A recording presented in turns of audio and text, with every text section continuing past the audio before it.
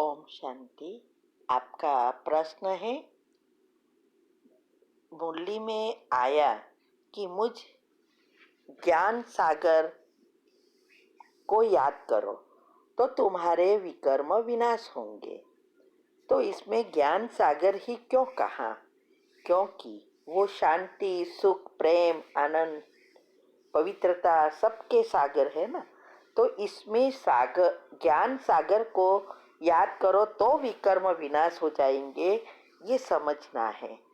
उत्तर है, देखो, वो तो एक गुण और शक्तियों का सागर ही है, लेकिन इस सभी गुण और शक्तियों को इमर्ज करने के लिए, बाहर लाने के लिए जरूरी है ज्ञान।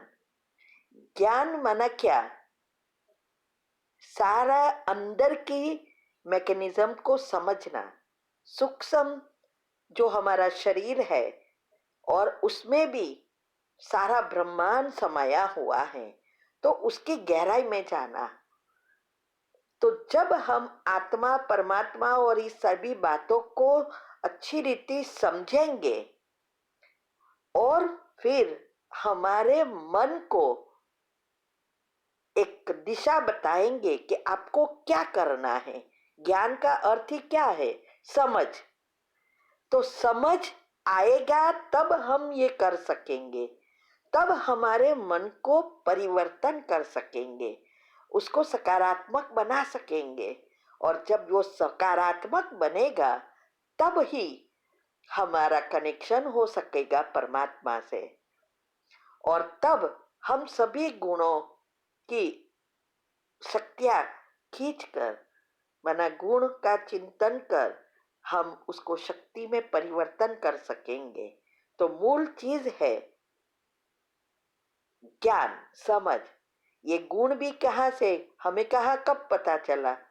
वैसे पता था, लेकिन ये नहीं पता था ना कि गुणों का चिंतन करने से ही हमारे शक्तियां आती है। पौष्टिक भोजन आत्मा का यही है। ये सब बातों क्या है? ज्ञान। तो इसीलिए कहा कि ज्ञान सागर बाप, माना उसमें सारी चीजें भरी है। बेहद की हिस्ट्री, ज्योग्राफी कहते हैं ना, तो सारी भरा है। और इस ज्ञान से ही हम योग लगाएंगे, विकर्म विनाश हो सकेंगे। अगर ज्ञान नहीं है, आज दुनिया वाले को जो ज्ञान मार्ग में नहीं है, उसको कहो कि आप पवित्र बनो, या आप शांत रहो, या गुस्सा नहीं करो, या प्रेमबार बनो, दया के पात्र बनो, दयालु बनो, ये सब कहेंगे, कौन बनेंगे? सब जानते हैं, मंदिर में जाते हैं तो यही चीजें कहते हैं, फिर भी बन नहीं सकते। क्यों? क्योंकि समझ नहीं है, विधि समझ पता नहीं है, और तब तक मन को परिवर्तन कर ही नहीं सकेंगे, नहीं तो मन तो घूमता ही रहेगा। तो मन बुद्धि को ट्रेनिंग देने के लिए, सकारात्मक बनाने के लिए चाहिए ही ये ज्ञान। इसीलिए कहा कि आपके ज्ञान सागर को याद करने से ही विकर्म विनाश होंगे। तो अभी हमें ज्ञान है ना कि बाबा बिंदी है, हम भी बिंदी है, बिंदी से बिंदी को क्यों कनेक्ट करना है, अभी देवताओं को भी याद क्यों नहीं करना है, ये भी बीच में एनर्जी ब्लॉक करती है, इससे भी हमारे विकर्म विनाश नहीं होता। भक्ति अनुसार देवताओं की महिमा करने से हमारा काम हो जाता था, फल मिलता था, लेकिन विकर्म विनाश नहीं होता था। अभी ये ज्ञान से जब हम कंप्लीटली बिंदी अनबिंदी बनेंगे, तभी हमारे हिसाब किताब चुकतू होंगे और हम फिर से देवता बन सकेंगे। ठीक है? ओम शांति। प्रश्न है, गुण और संस्कार में क्या अंतर है? उत्तर है, गुण ही संस्कार है ना। गुण और अवगुण दोनों संस्कार ही है। अभी हमारे अवगुण, नेगेटिव माना क्या? अवगुण, और अवगुण के कारण हमारे विकार और विकर्म बढ़ते जाते हैं। तो हमें इस अवगुण को समाप्त करना है। तो अभी हमें ज्ञान आया कि गुणों का चिंतन करो, ऑटोमेटिक अवगुण चले जाएंगे। और हमारे अभी संस्कार जो इमर्ज हो गए हैं वो अवगुणों का है। अभी हम जब गुणों का चिंतन करेंगे तो फिर से हमारे संस्कार गुणों से भरपूर देवी गुण वाले बन जाएंगे। तो गुण और अवगुण ये सारे संस्कार ही है। तो दोनों चीज एक ही है। अच्छे संस्कार माना गुण, बुरे संस्कार माना अवगुण। ओम शांति। शांति। आपका प्रश्न है, गुण ईश्वरीय गुण धारण कराने वाला एक पाप ही है, ये समझना है।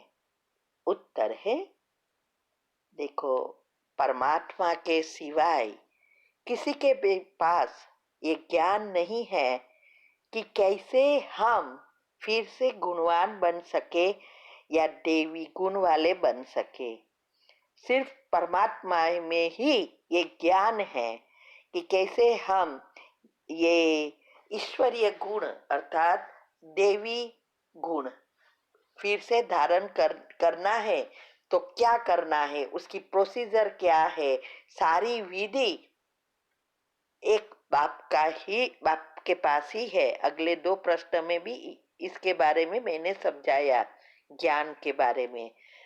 ये जो सारा ज्ञान है वो परमात्मा के सिवाय किसी के पास नहीं है।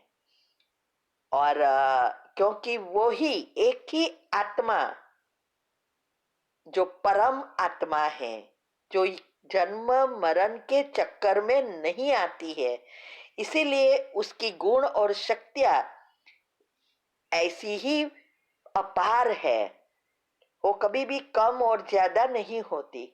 हमारी क्या होती है, श्री कृष्ण की भी उनके जितनी ही है, लेकिन अंतर यही है कि श्री कृष्ण जन्म मरण के चक्कर में आते हैं, इसीलिए उसकी हर जन्म में शक्ति कम होती जाती है, गुण कम होते जाते हैं, आत्मा में शक्ति बढ़ती भी है कम भी होती है। ऐसा करते करते अंत में वो हमारे जैसे ही बन जाते हैं। और परमात्मा नहीं आते तो वो उतना ही, उसके पास सब कुछ है, तो सारा ज्ञान उसके पास है। हम पिछला भूल जाते हैं। उसको तो सारा पता है कि ये दुनिया कैसे शुरू हुई और अभी कैसे विनाश होकर परिवर्तन होगी, सारा नॉलेज उसके पास है। इसीलिए ये ज्ञान के लिए समझाते हैं क्यों जरूरी है, क्यों योग जरूरी है, अभी क्या होने वाला है। ये सारी बातें समझा समझा कर हमें गुण जीवन में प्रैक्टिकल कराते हैं। यही चीज भक्ति मार्ग में भी कहते हैं। कोई कोई धर्म में ऐसा नहीं कहते हैं आप गाली दो, दुख दो, हाँ, खून करो, बुरी चीजें खाओ, कोई नहीं कहते ना। सब अच्छा ही बनने को कहते हैं, लेकिन कोई बन नहीं सकते और ही गिरते जाते हैं। इसका कारण विधि नहीं है। ठीक है। ओम शांति।